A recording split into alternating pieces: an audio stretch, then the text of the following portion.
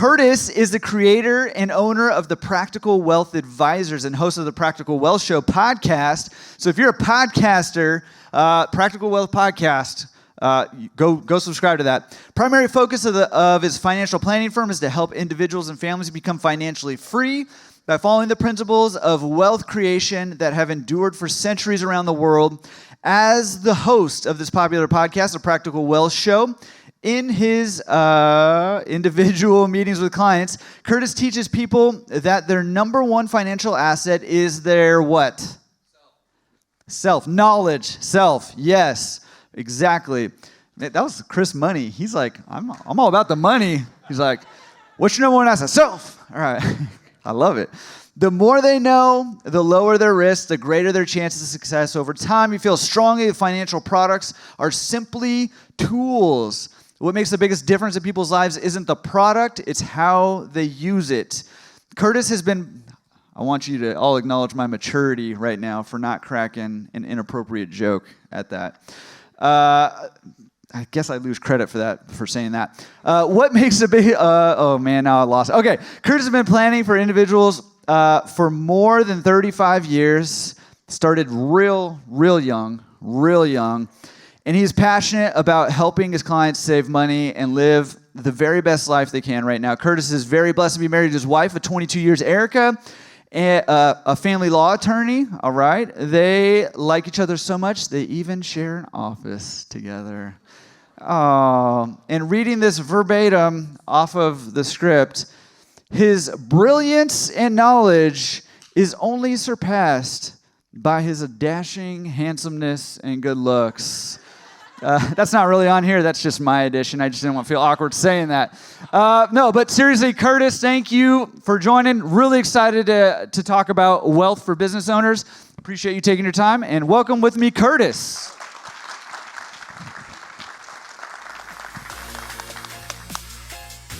I'm a 20 for the shout out. Hi. So, is this a great conference?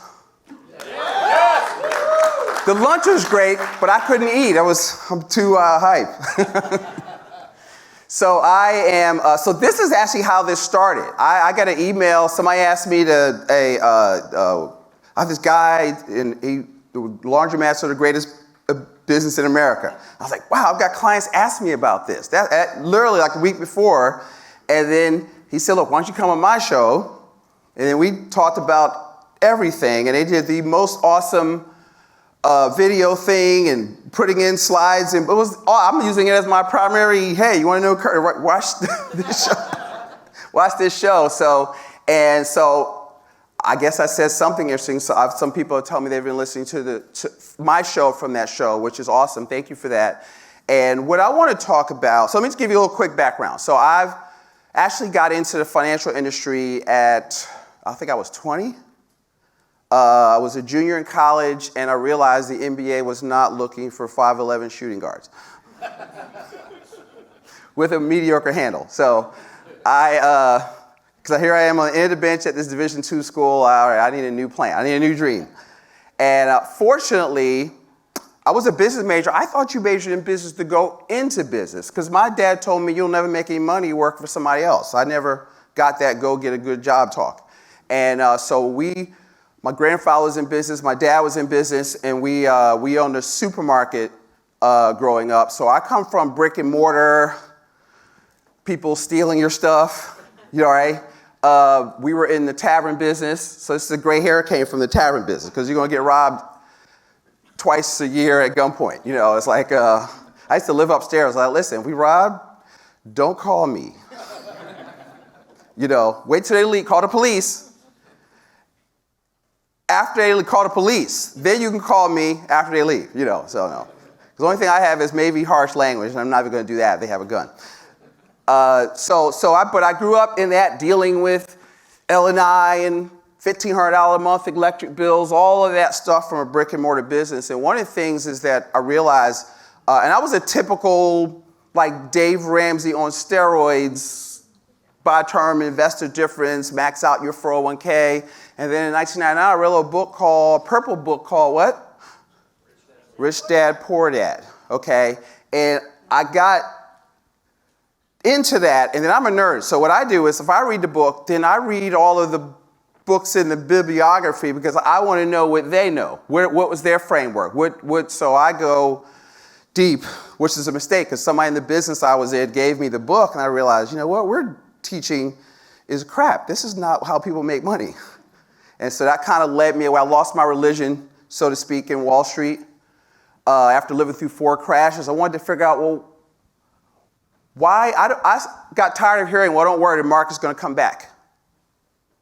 All right? And so what I've realized is that planning for business owners is different. So most of the stuff that you get, I should have a slide on this, but I'm going to talk it, is really toxic for business owners. So typical advice don't work, period. Okay? Buy and hold. This is what I call the accumulation theory. Buy and hold, dollar cost average, get out of debt, the rule of 72, buy term investor difference. That's a middle class strategy. So if you're here and you're reading Dave Ramsey, Susie Orman, God bless you, but that's not designed for you. Most typical financial planning is designed for employees. Okay? And so that's what I call the accumulation. And it's a theory, because if I have time, it doesn't work. There's no scenario where you can save enough money and then live off this pile of money for the next 30, 35 years. In a fluctuating stock market, with the value of the monetary unit called a dollar going down every day, the purchasing power. So you see $1 million on your statement, but 20 years from now, I might buy $400,000 worth of stuff, right? And so we're getting faked out. So meanwhile, the other side of that is what I call corporate finance or the velocity method, which is what I teach, right? So if you took a corporate finance course, do you understand they don't teach any of that stuff? I was on a call with one of my insurance companies I work with. This guy manages their $35 billion fund, and he didn't mention anything about what I just said. He didn't talk about dollar cost averaging. He didn't talk about the market does this and that. You know what they focus on? And what have y'all been talking about here? Velocity. How many times, what is it? How many turns, right? That's velocity of money. I work with real estate investors. The Burr method, that's velocity of money. Okay? They focus on cash flow. They focus on leverage. You're not, Chris, they're not trying to get out of debt. You need to get into more debt. But there's good debt and bad debt. Okay? There's constructive debt and there's destructive debt. And see, so if you're destructive debt, car loans, credit cards for consumer stuff, because debt is spending money you've not yet earned. Which is what most of America does. But as business owners, if you've got $500,000 in cash and $500,000 in debt, are you in debt? No. Okay? If you paid off the debt, okay, you're out of debt. But now you're broke. Okay? So that's no fun, right? And so people say, I want to get out of debt. No, you don't. So you got to let, I tell especially my real estate investor clients, you got to let all that Susie Orman stuff go, okay, if you're going to win. So you need to focus on cash flow, leverage, liquidity. So what I want to talk about today as our frame the talk is I teach something called principles-based planning, okay? And so principles, I'm going to read it from a book. I train advisors on this methodology, but I want to see if I don't need my reading glasses. Let me see if I can see this. I just want to say principles. Anybody read Ray Dalio's book, Principles? Right? So principles, reading glasses, okay. Principles are the fundamental fundamental truths that serve as foundations for behavior that gets you what you want out of life. Okay? And they can be applied again and again in similar situations to help you achieve your goals. Without principles, we will be forced to react to all things life throws at us individually as if we were experiencing them for the first time. okay? So all successful people operate with principles, right?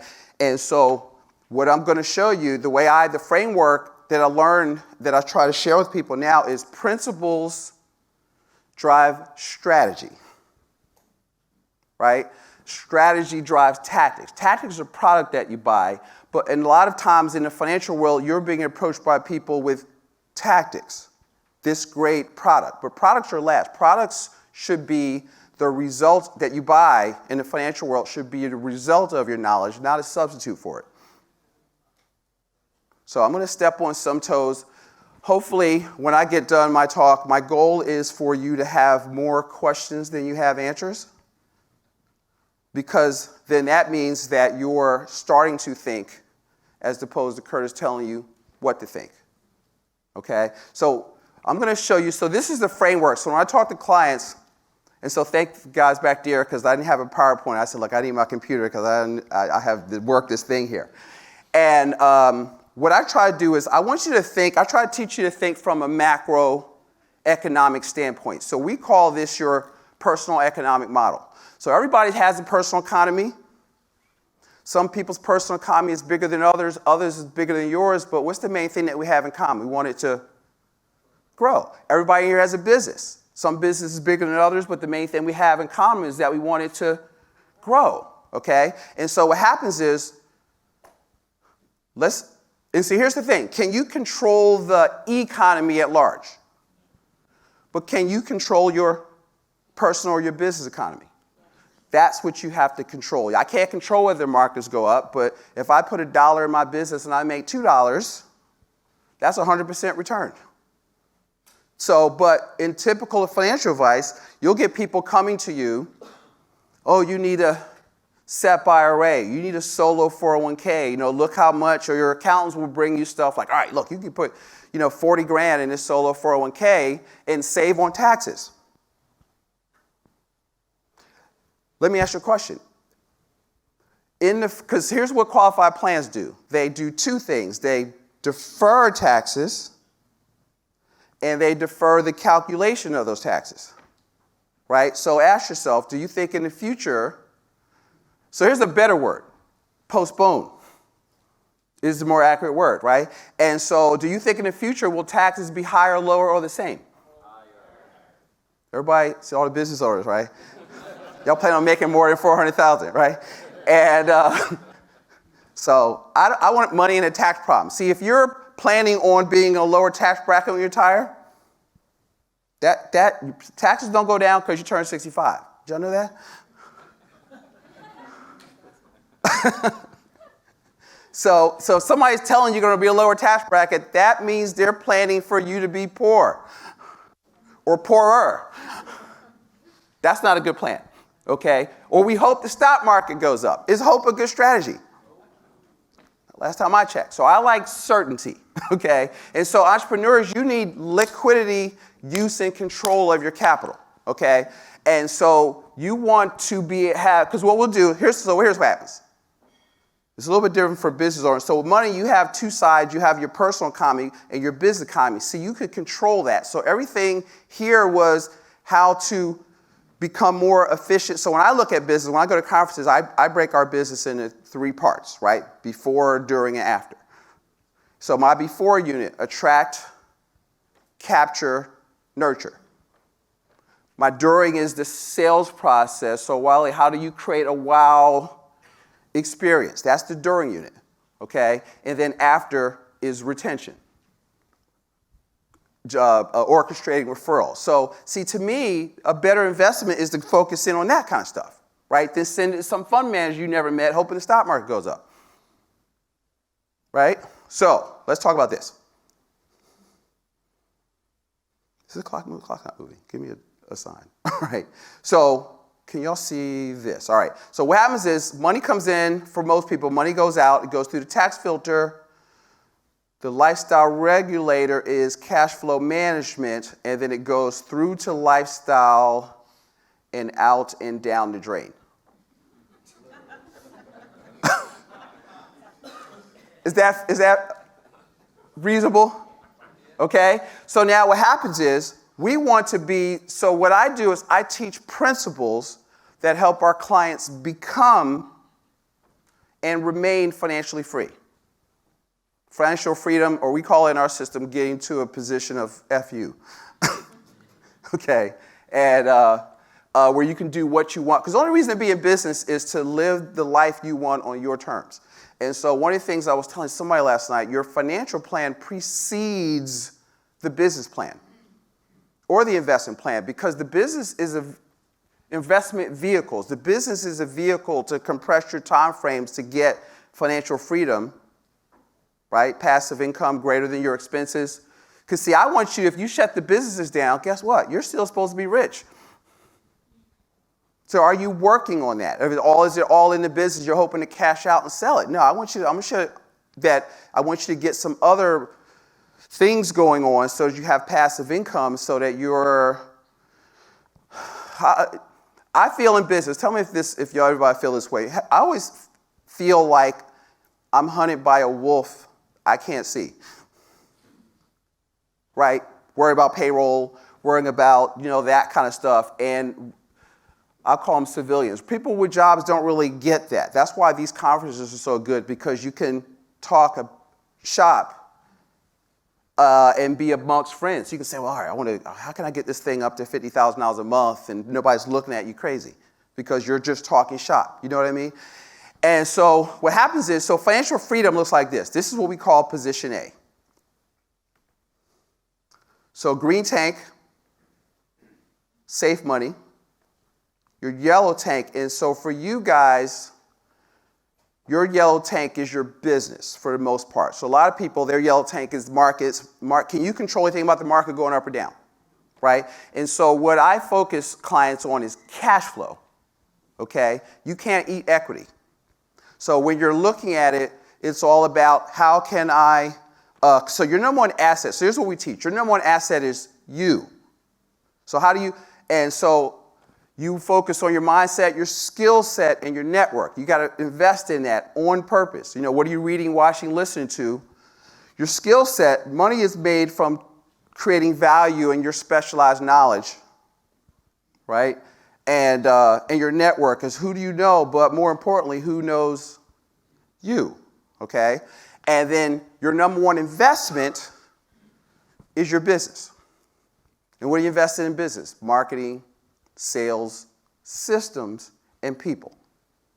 Okay? That's what moves the needle. Another day we'll do I think we talked about on the show, the 4 ways to grow. It's only 4 ways. There's a lot of different tactics, but there's only 4 ways to grow your business. So I'm the advisor that can have that talk with you too, right? Because business is my favorite asset class. Now, so here's the thing. So what we'll have debt. You've got real estate. So now, what happens is, I was talking to somebody here, and they have a lot of money in their green tank. They build a capital reserve, right? And so let's talk about the principles first. So the principles are this. So when I do the inflow pipe, here is the thought process I wanted people to have. Jim Rohn says most people don't have a money problem, they have a philosophy problem, okay? And so the 5 principles are this. Save 15 to 20% of your gross income. Anybody read Profit First? Y'all got to get that book, okay? Profit First. It's like the envelope system for business owners, all right? It'll change your life. Protect. We teach a concept called maximum protection. See, most people skip maximum protection because it's not sexy, right? Insurance is making sure you have proper liability insurance, entities, wills, and trust. Most people I talk to are underinsured. Most real estate investors and business owners are missing steps because they just want to get to the fun part, but you have to play defense. You have to protect the kingdom. Because while you're building all this stuff, what could go wrong? Right? Lawsuits. I've experienced all that stuff, right? I've had a fire. We lost our store. We lost it in a fire. My parents. And so, I was going to curse. Stuff happens.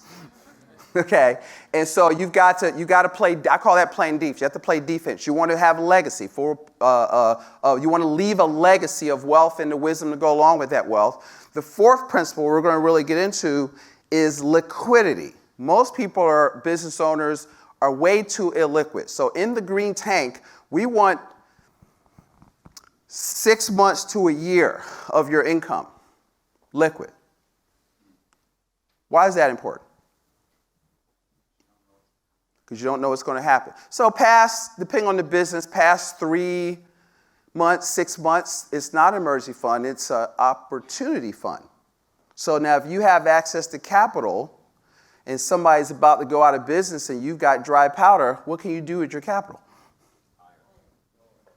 Right? You could buy your competitors or whatever. So you need to be looking for that, and you have to have access to money. And so even if you're using debt, I still want our clients to have money. See, I want you to borrow out of opportunity, not out of necessity. Meaning you have money, you're just choosing not to use your money. That's why I asked you the question, how much are you saving, and then how much do you want to have saved even after the down payment? Because stuff happens. So you got to have liquidity. And most people want to skip that, right? And then all their money, I'll show people this. They'll have a lot of money in equities, and they'll say, all right, this is what they look like. I said, there's something out of balance there. Play Curtis for a second. What do you see out of balance there? And most people find it liquidity. And the fifth principle is velocity, right? So we focus our clients on cash flow, how much you're saving, your investment cash flow, and what are you doing to grow your business cash flow. So that's how I think about it. So now, here's a strategy. That we teach, okay? Because one of the things I see, so you save money, right? And you say, well, I've got this capital, I see an opportunity, and then we do what? Drain the tank. And then we put it back in. And then we drain the tank. And so you keep putting and taking, but people don't really realize how much that you're interrupting compounding is costing monetarily, the opportunity cost. So sometimes they don't teach that concept. So those are the principles. Now I'm going to teach you a strategy of a better place to store cash. There's 3 types of people in the world, right? So there's the debtor. So these are a lot of your customers. They don't have any money, right? So they go into debt, they pay it back. They go into debt, they pay it back. They go into debt, they pay it back. Then there's the saver.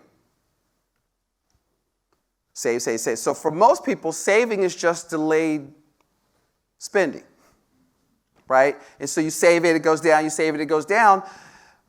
But what I want to share with you and what we teach our clients is to be the wealth creator.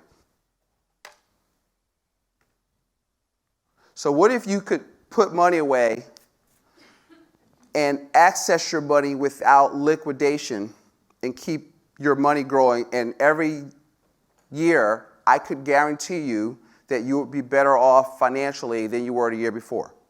Would that be helpful? Okay, so now let me show you what happens when you take out money, because I was having this conversation and I wanted to hit this because this is where I was trying to think of what could I talk about. Here it is. That could be helpful. So here is the power of being able to have uninterrupted compounding. Come on. Really?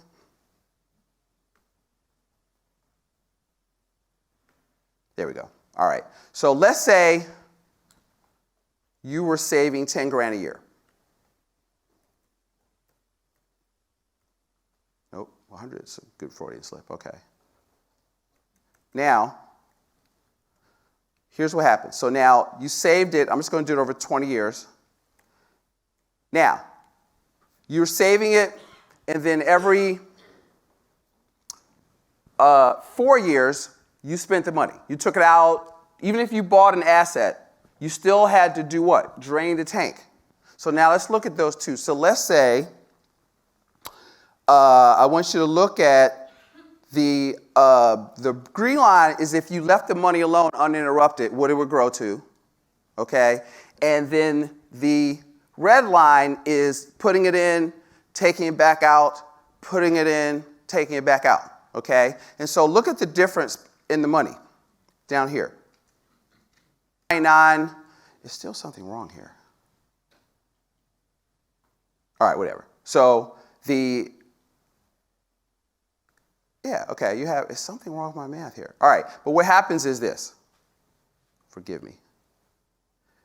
10, 20, 30, 40. Right, so see this? 10, 20, 30, 43, drain the tank. So even if you took it out to buy a business, you still drained the tank and broke up compounding, and that's a major inefficiency in your tank. So what I'm going to do is I'm going to teach you a strategy we call the private reserve strategy. Some people call it becoming your own banker.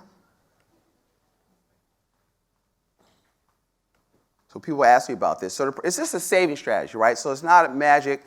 The benefits, what's the benefit of saving money? If you have more liquidity, do you feel better, more peace of mind? Okay, so we want to do that. Now, here's the thing. I'm going to speed this up, Dave. So what I want you to do is save. It's a strategy that combines a unique type of savings. But the key to where you store the cash, so the question is where you store your cash. The account must be available through what we call collateralization. All right? So now, here's two key concepts. One, here's the first concept that you got to get. You finance everything you buy. Because you either do what? Pay to use somebody else's money, but when you pay cash, all that means is you finance it. Okay? And you're giving up money you could be earning. So let me give you a quick.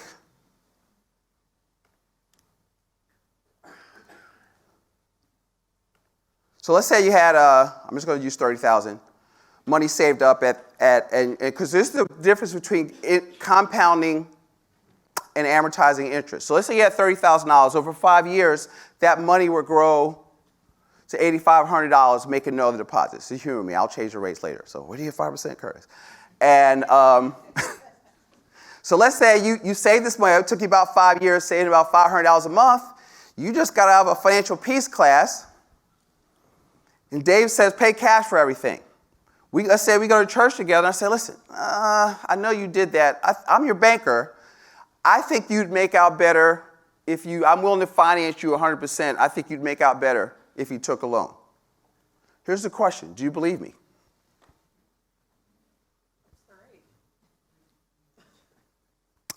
Doesn't matter. I'm going to show you. So here's the thing. So let's say you borrowed $30,000 at 5%. The payment's $566 a month. What is your cost of money? Under $4,000, right? How much does your money make? So is it better to borrow and use somebody else's capital and keep your money at work? So because what people do is they'll say, well, I'm just going to pay cash. So boom, you pay cash. You don't have the 30. You don't have the 8,500. And all you have 5 years later is a car worth $4,000. Right? So what we're saying is, listen, what if you could keep your money at work?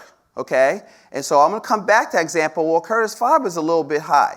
What if you were only getting 3%? Because, see, people are too preoccupied with rates. And you could get 6%. I'm going to charge you 6%. I've got to make money. Are you still better off financing? Because you still have what? Control of your capital. It's about break even with cost, but you still have $34,000 now, and you still have the car 5 years later. Okay? So I want you to start to look at money a little bit differently. All right? So now, here's the other part of that. I did this part already. Okay.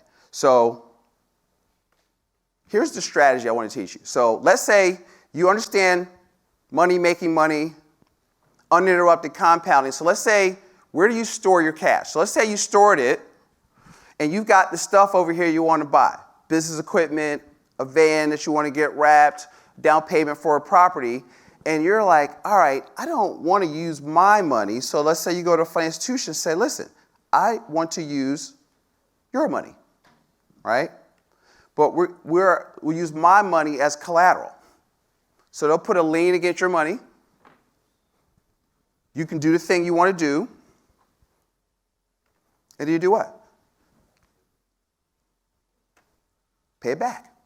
And wash, rinse, and repeat. Now, what's the power of that strategy is that you continue to earn compounding on your collateralized funds.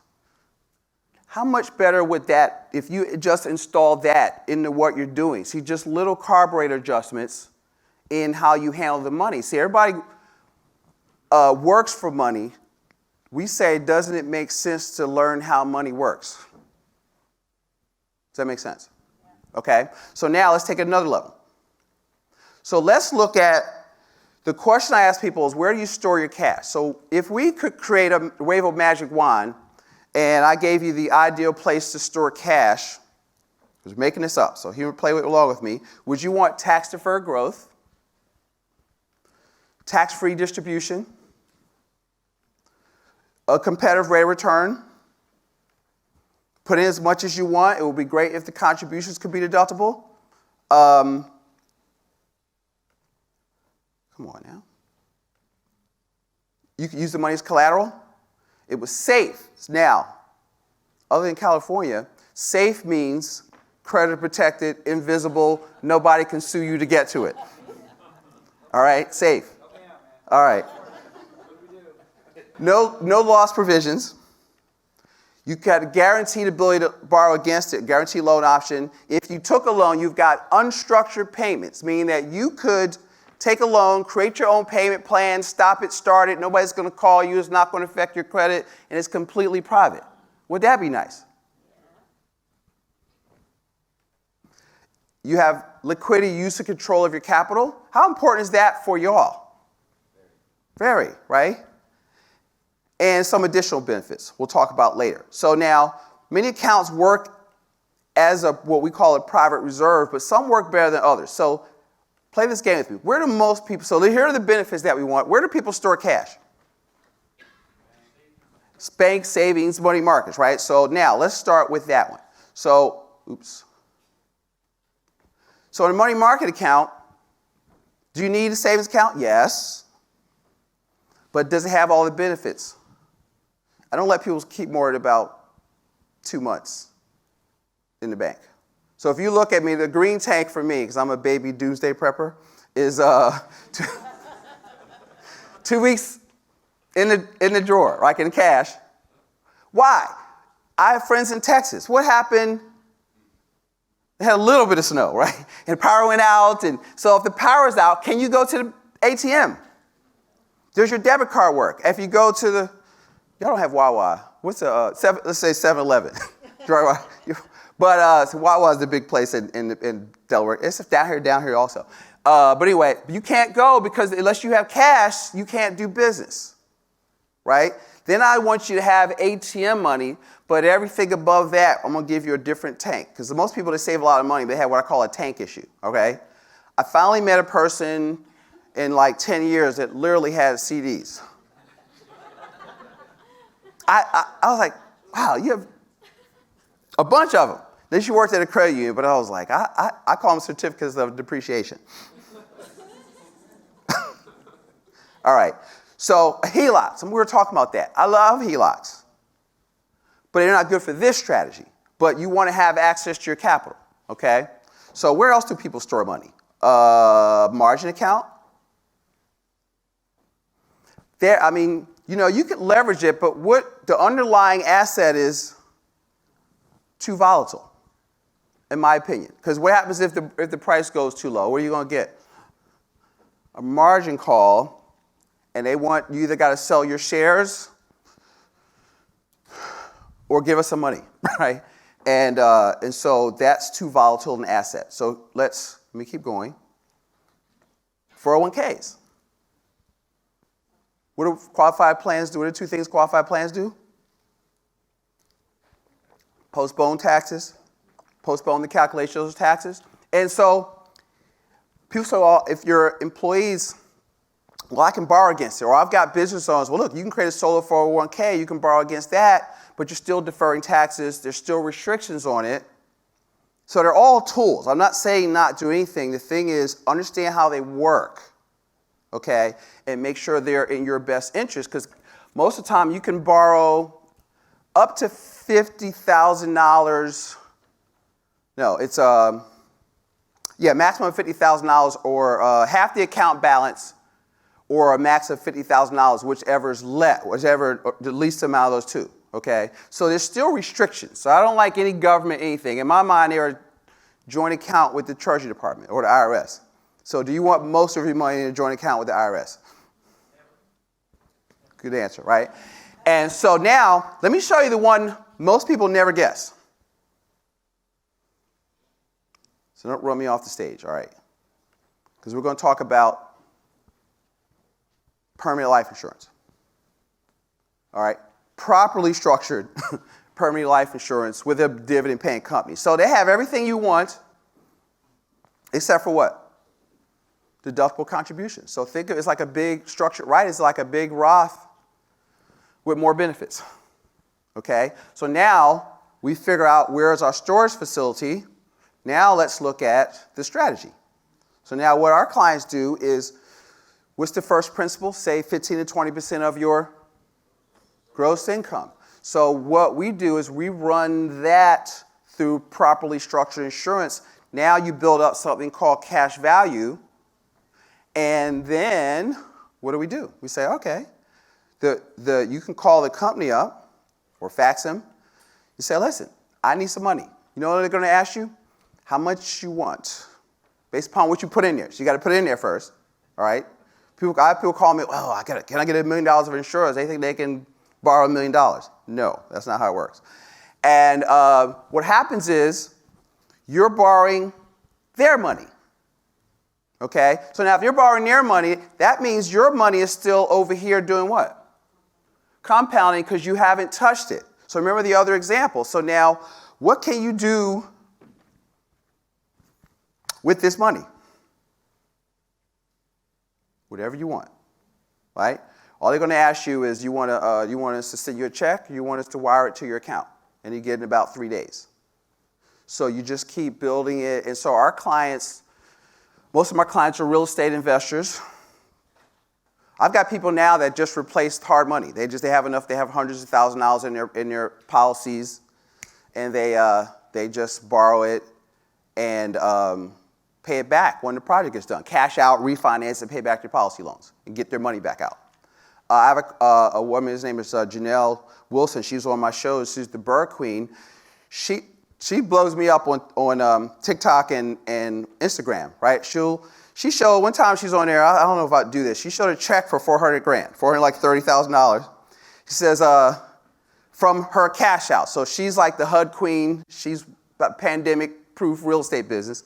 She gets the property. So now she's not crazy because she's good at it, right? She's got $100,000 of zero interest credit cards. Like she'll pull out a portfolio. So she'll get the house. Wholesalers love her because she'll look at it. Okay, I'll take it. Boom. She'll go buy it. She'll take a policy loan. So she said, all right, this is not my money. I have got to, with this $400,000, I'm paying the credit cards off. I'm paying back my policy loans. And then where do you think she stuffed the additional cash? Back in, because the policies, the way we set them up, will hold more money, and she just drops them in here. And then she just does what? Wash, rinse, and repeat, right? She just does that. So what we teach is that permanent insurance, when structured properly, can provide cash value acceleration, guaranteed loan access, no annual tax on the growth, a death benefit. And the last time I checked, nobody gets out of here alive. Right? So you want to leave a legacy of wealth and wisdom, but it's really about the living benefits. What can you do with it while you're living? And so we just use it as basically a cash flow management system that you're using, because it's really a money management system.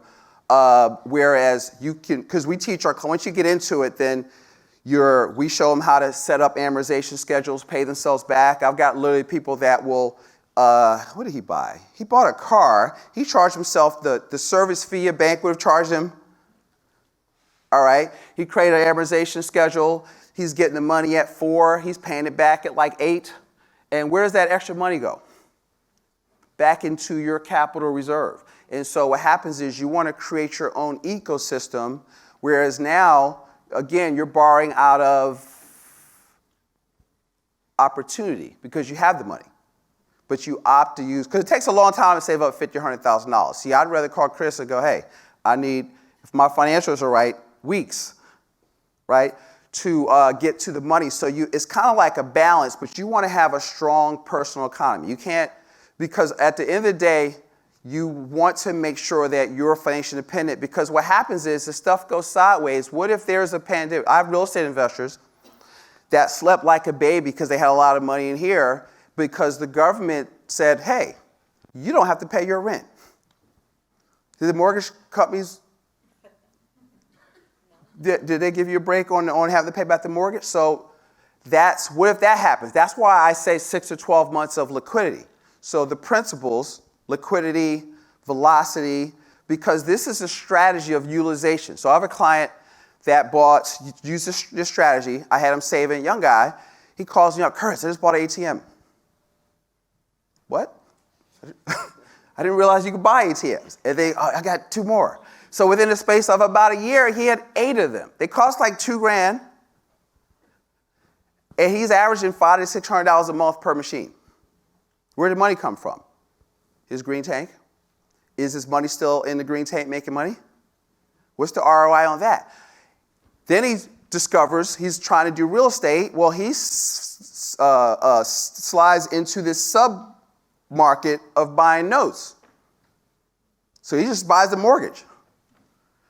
You could get them, when he was started doing 60, 70 cents on a dollar. He gets asset managers. He figured out how to do it. So he buys the notes. So look, I don't have any toilets, termites, or tenants. His average yield is 20%. So it's not what the policy does, it's what do you do with the money? What if you could, where's Eli, right? You told me a boiler cost? Depends on the size, but 30 to 60 grand. So that's a major expense, right? So now what if you saved it and then you could do that and then pay, I'm just going to use the term, this is not the actual thing, but pay yourself back, and now pay yourself back plus the extra costs and just start driving more capital into your system. Does that make sense? So I want you to think about it. I don't know if the energy went down in the room or not, because y'all like, what is he talking about, right? But if you'll all I want you to do is just adjust the carburetors a little bit, focus on multi-use dollars. Right now, what if you could get your $1 to do 4 or 5 jobs at the same time? All right, we call that creating velocity through simultaneous use. So this is why I'm the anti-Wall Street financial advisor I'm known, or my nickname is the contrarian, because what I want you to do is save money like it's going out of style, and I want you to buy or build cash flowing assets. So actually, I can kind of riff and take some questions about this or about money if you want.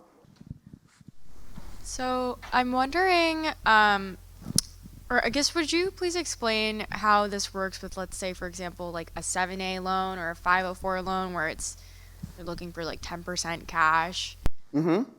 Good question. So where would the cash come from otherwise? Your savings. And so that means in order to do that, you had to do what? Drain the emergency fund. Right. And so what we would have you do, now, how do you get it in there? You got to save it or reposition it into a lot of times we have people lump sums and there's a way to get it in where you can get a guy, we set it up and he had money, he did private lending. So we got like $100,000 in 3 months. I structured to hold it and all in cash. Okay. And so now what you do is you could collateralize that down payment And then how do you pay it back? Out of the cash flow from the asset you just bought. But your money is still making money, right? Because what's the return on equity in a property? 0. Equity has a 0 rate of return. Here's the other thing I want to see. I like people will say. They'll say, well, I want to get out of debt. Getting out of debt is just work. Because see, I had somebody say, like, I want to pay off my student loans. This is for you, right? If wealth comes from your yellow tank and your green tank, how does paying off debt create wealth for you? It doesn't. So if I were to do who's Right Rich Dad Poor Dad?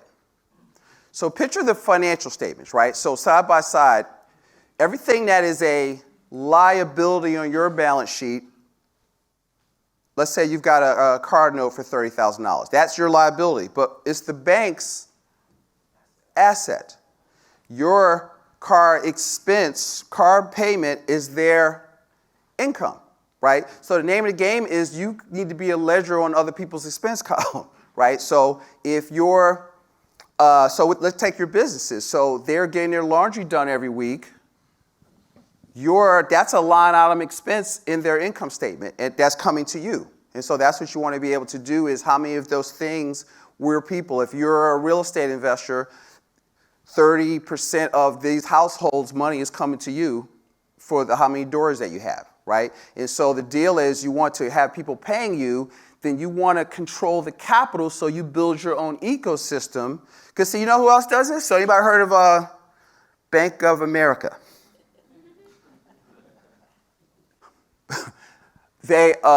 Wells Fargo, Comcast, okay? Guess where they store it's called in banking, they call it their Tier 1 capital. They buy permanent life insurance. That's the money they don't loan out. They have to capitalize their bank. They'll get as much as the regulation will allow us to have. Got 7 minutes, okay. And any other question? Yes, another one. All right, follow up. So I want to clarify. So your life insurance policy then is viewed as your liquidity. Yes. Right? Okay. Mm-hmm. And so I know on a residential loan app, they ask you how much cash value you have in your life insurance. They treat that as reserves. I've had people where it's like they need proof of funds. I just send them a screenshot of the money in their policies. Oh, you got $50,000 a year. And they know you can get the money in 3 days, so it's cash to them. It's just a better place to store your cash. One more? Okay. Yeah, sorry. I have so many questions because this is totally new for me, at least. So it doesn't affect your DTI? Because, you're taking a loan out against your own. It doesn't. For the bank for yourself. But. It's invisible. It's private. Nobody knows you have it unless you tell somebody.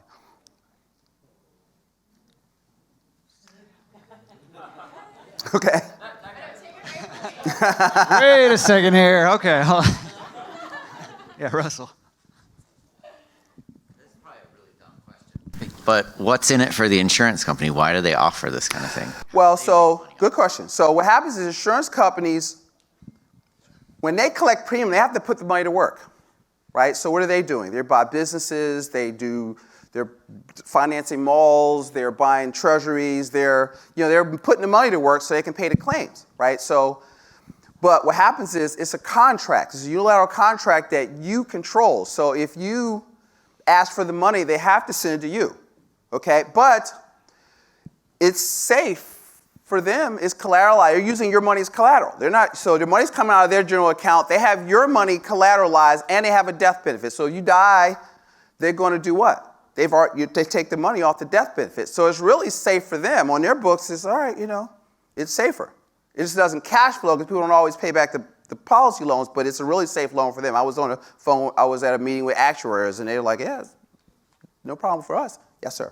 Yeah, hi. Let's say you have a 401k. Mm-hmm.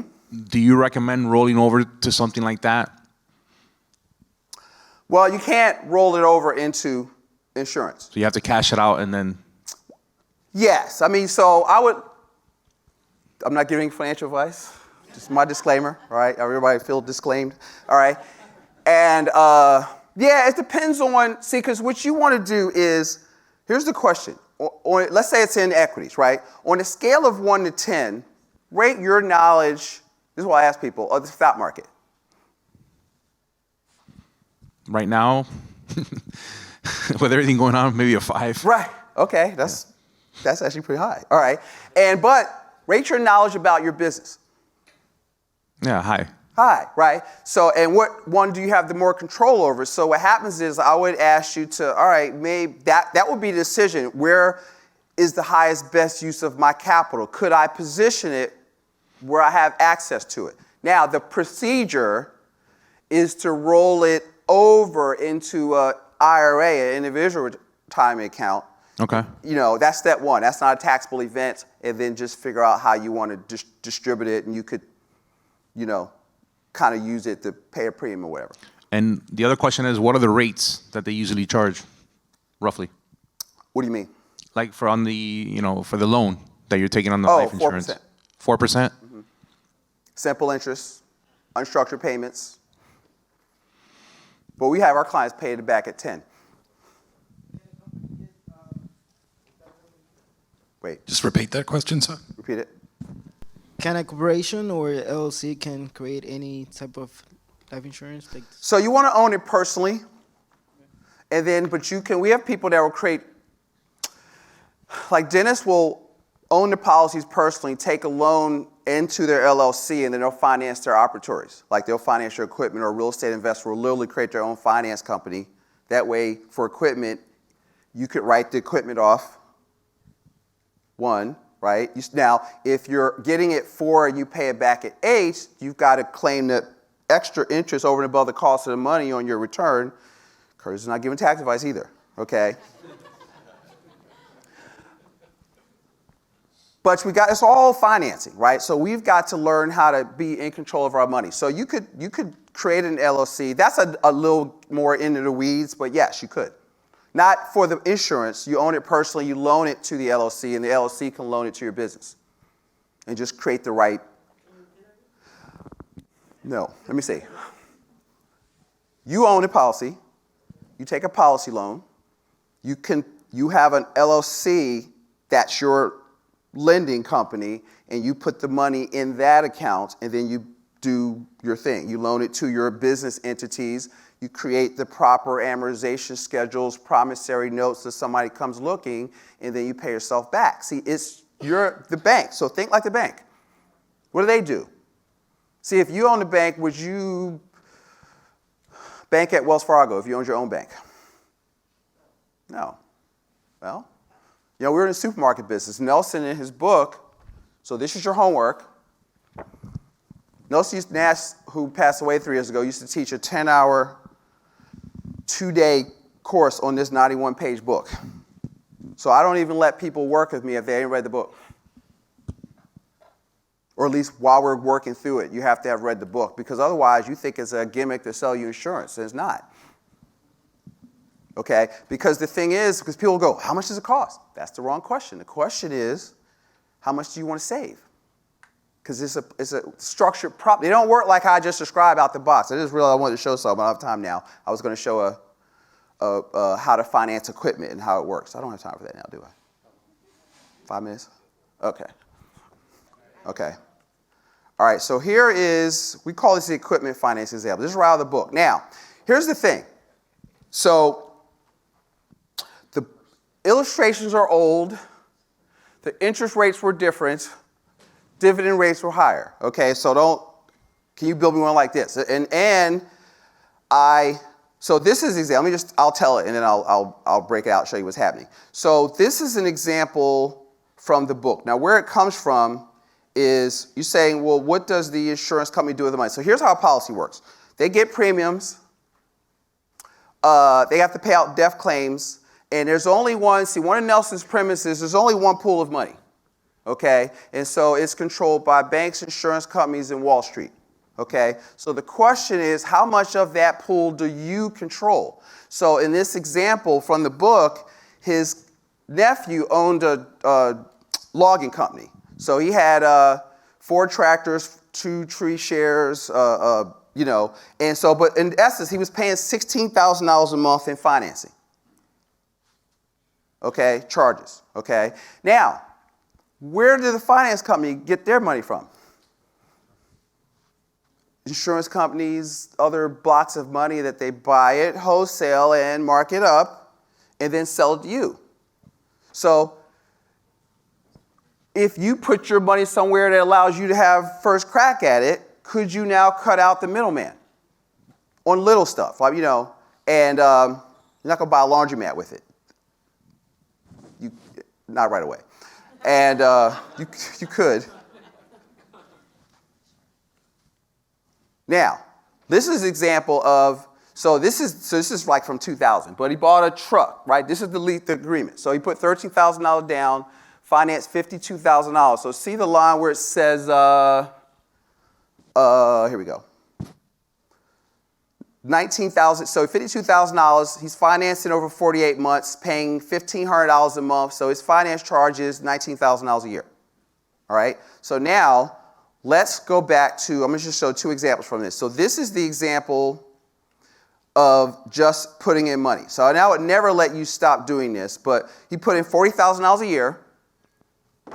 He overfunded, so the first year, the money doesn't go in dollar for dollar. It's not a savings account, he got $24,000. This is, he's putting in what is called paid up additions. He's got $1.3 million of death benefit. So in the fourth year, he's got $157,000. He never adds another dime. So he's got dividends and compounding going on. And when he's 65, he's got $1.5 million in cash value. He decides that what Nelson would call passive income time, he pulls out $92,000 a year, and then he passes away and still leaves $2.4 million tax-free to his family. Okay? Now, what if that was your worst case scenario?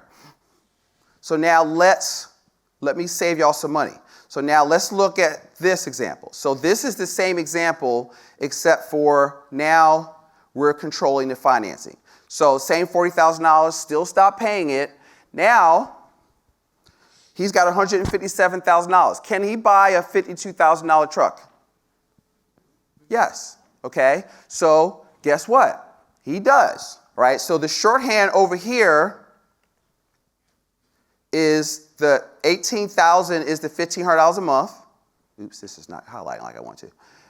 See that right here? You see my mouse? Okay, and then so he buys a truck minus $18,000, and then $18,000, and every 4 years he buys another truck. Okay, so what he's done, he's taken over the financing for one of his trucks. So now he's running that $1,500 a month through whose bank? So who's getting the profit? Who's getting the compounding? Who's getting the dividends? Because he owns the system. Right? So now if he just does one truck, his money went from $1.5 million to $1.9 million. What was different? He recaptured the interest through his system, and now he can pull out $125,000, pass away, still leave $3 million. So that is the power of creating a pool of capital that you control. And so think about your business equipment. Think about your down payments. Think about emergencies or opportunities that come up, and you begin to control the environment of your money. So this is a longer story that we can't talk about, but hopefully I've given you some thoughts. Oh, so if you want more information like this, I have a report. Let me just pull this out real quick. I have a report called that just shows some more examples called The Value of Liquidity. And so if you text LMC, where does his initials come from, right, to 33777, and then if you like my contact information, oh crap, I didn't put the right number. Forget about the second one. Yes. So it's on that report I gave you, Thinking Differently, but that will, and if you like talk, I'll be hanging out, and so hopefully that was helpful. There's so much other Curtis, thank you, man. Yeah. Amazing.